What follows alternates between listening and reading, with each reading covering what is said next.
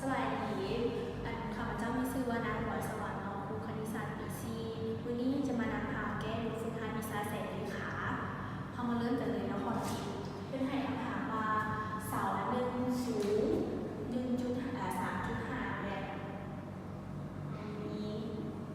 ลงสูงของเสาหนึ่ง3.5 เมตรและนอนตามทิศตั้งมีเงายาว L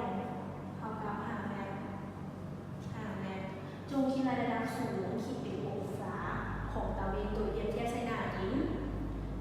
อันฟ้าเราจะทำมาเท่าไหร่ก่อนเราจะมาแก้แบบเขาแก้แบบนี้เราต้องมาวิเคราะห์มุมแต้มก่อนเพื่อให้สาวดอกเสาซึ่งเพื่อให้มาเพเท่ากับ 3.5 เมตรซึ่งตั้งศาสตร์ที่หน้าเพียงแล้วเพื่อให้มาโซ่วางเงาของดวงตะเวนเทียบใส่พื้นผิวนี้มันจะมีมุมเท่าไหร่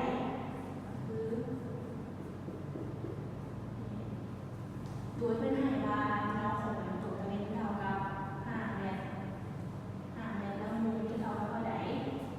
จากสูตรของการดูตีเนาะเขาจะได้ดูตั้งของอัลฟาเท่ากับ a ส่วน l ก็คือสิ้นส่วนคูณเลยเขาเอามาแทนเอาตัวเลขแทนใส่เลยคือได้ดู 3.5 ส่วนให้5จะทำดูตั้งของอัลฟาทำดู 0.7 แล้วเขามาถอนเอามุมเนาะเอาของอัลฟาจะได้ดูอัลฟาเท่ากับอาร์ตั้งของ 0.7 เท่ากับมุม 49 องศา